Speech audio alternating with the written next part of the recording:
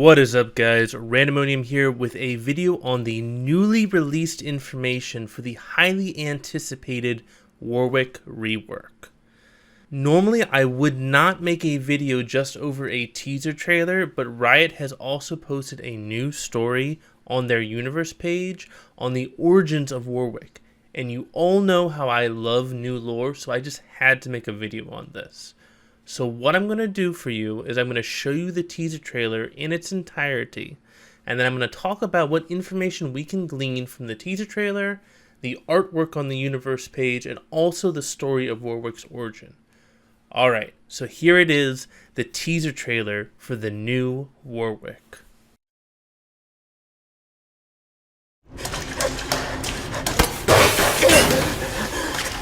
I told you this was a bad deal, man! Shut up and move!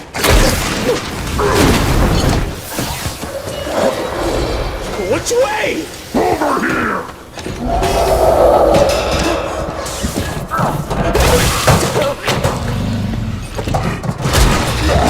On your mark!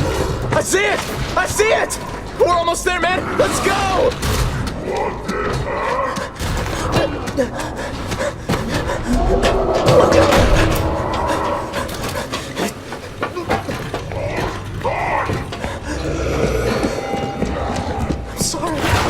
I'm sorry!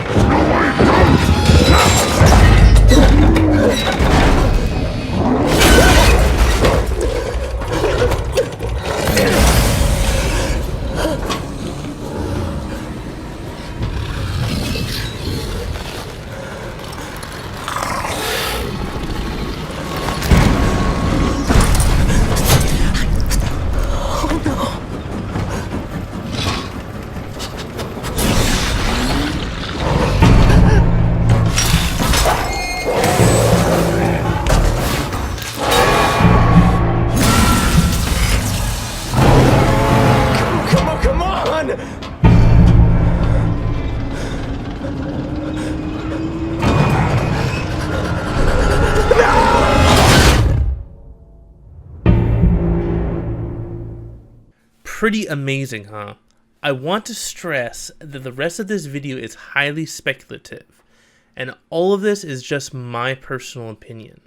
If you have your own ideas, feel free to post them below, but please be respectful to everyone else's opinions. Alright, so the first thing that stands out to me from this video is that Warwick is big, and he is fast. Our main character's compatriot is by no means a small dude, and Warwick makes him look like a child. It's hard to tell from the trailer how big Warwick actually is, but from our perspective it looks like he's at least 9 feet tall, approximately 3 meters for you metric types. The next thing that's really prominent is how Warwick reacts to blood. When Warwick gets a sniff of blood, the chemicals on his back turn from green to orange, the metal spikes in his back actuate, and the chemical canisters twist into his body. This causes Warwick extreme amounts of pain, but obviously causes him to become much more powerful. We can see that the metal claw on his right hand grows in size and becomes glowing hot, and Warwick himself pulses with energy and his eyes start glowing. The final thing from the trailer is the insane leap that Warwick makes at the end of the trailer, hinting that once he finds his prey, he can go to great lengths to catch them. All of this is further supported by the drawings on the universe page. Although the writing in the drawings are of an indecipherable script, we can get some information from the drawings themselves on how Warwick's augmentations work. The first thing I want to focus on are the canisters on Warwick's back. He has a larger canister situated in the upper portion of his back, and a smaller canister situated in the lower portion of his back. If we look at how the canisters work, the apparatus seems to be fused to his spine, and if we look at it from the side view, it appears as if some of his vertebrae have been removed to make room for the device when it drives into his back. This is supported by the story, which says that singed threaded lengths of delicate hoses throughout his extremities, splicing them with his veins and arteries, and that he finished by integrating the mechanical augmentations with the nerlosis fibers of the spine. The subject was, of course, awake for all of this, screaming in agony. That kind of torture could drive any man insane, even without the chemicals and the other augmentations, giving you a hint of how insane Warwick actually is. Additionally, the drawings on the universe site confirms that Warwick's claws grow when enraged. We can see in this picture, in the lower drawings, how his claws can grow and contract. What's also very interesting from the story is Warwick's regenerative abilities. Before his full transformation, his arm was severed, and yet regrew into a proto-limb. It was this limb that Singed outfitted with the mechanical claws that grow and glow white hot when Warwick is enraged. If Warwick was able to partially regrow a limb even before his full transformation, then that indicates that Warwick has even more impressive regenerative capabilities now that he's fully transformed. The story also gives an extremely important piece of Warwick's personality.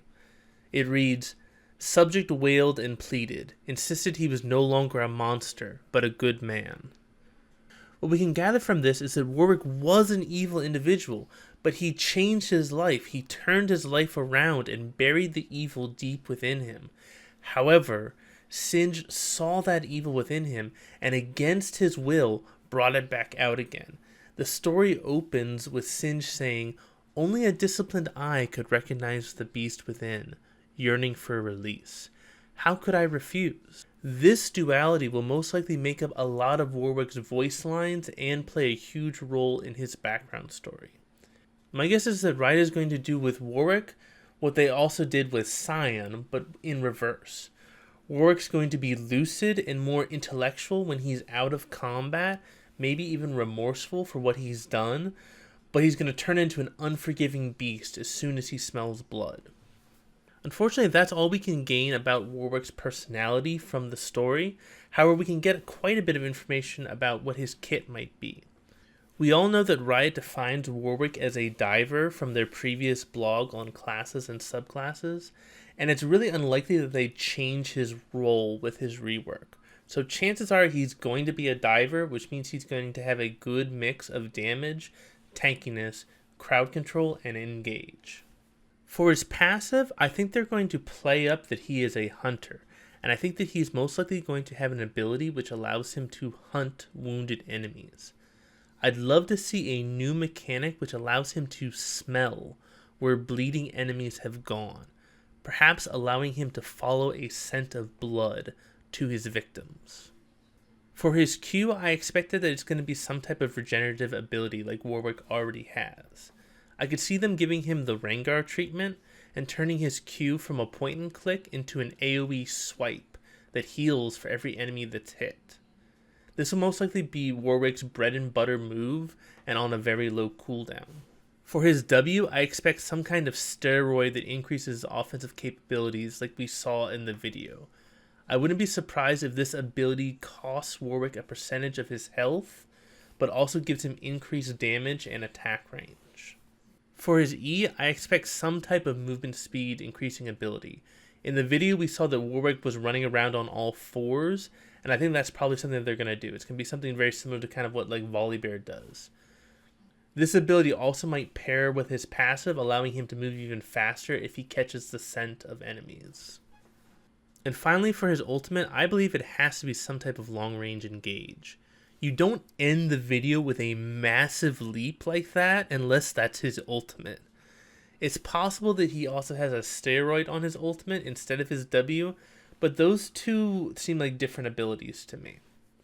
I wouldn't be surprised if his leap also has some form of CC associated with it. It might be a suppression like it is with his current ultimate, but it also might be something like an AoE fear, since Warwick is a pretty terrifying champ, and a huge werewolf jumping in the middle of my team would definitely scare me. Like I said earlier, this is all speculation, and I may be way off on all of this. I am pretty convinced, though, that he's going to have regeneration, a hunting mechanic, a steroid which increases his damage and attack range, and he's going to have some type of leaping gap closer. But I'm not sure which abilities each of those is going to be on. If you have your own ideas on what Warwick's abilities are going to be, please leave a comment below and we can have a discussion about it. If you like this video, please give it a thumbs up. And if you like the content on this channel and you want to see more of my videos, please be sure to subscribe. I hope you all have a fantastic day. This is Randomonium, signing off.